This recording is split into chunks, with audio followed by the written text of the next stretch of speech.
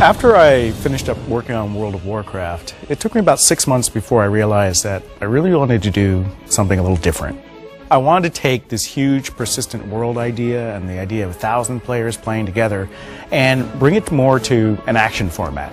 And with Firefall, we wanted more of this sandbox approach. I mean, we got rid of levels, we let you roam anywhere in the world and fight anything you want to do, explore every nook and cranny, and get rewarded for doing it. And to have different dynamic events unfolding in the world that you can follow basically in a non-linear fashion. I wanted to be more organic. I wanted the players to go ahead and explore. And since there's no levels, we can open up the whole territory to you. You can go where you want.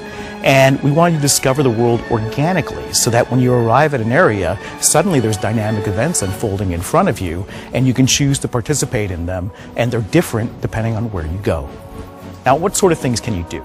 Well, obviously there's regular sort of missions where you go out and you have to like push back a hisser nest, or you have to defend an area or convoy resources from one town to another. But there's also a special type of event that we call an on-demand dynamic event, and the main one right now in beta is called the Thumper.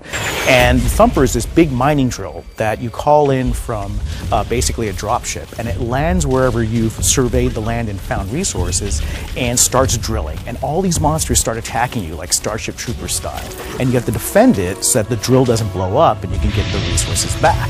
So what do you do with these resources? Well, you make stuff. And like I said before, you can make battle frame improvements to give your character more options in battle, different abilities, different armor, different reload speeds for your weapons. But you can also take these resources and basically use them to tweak the stats and the actual variables of your gear.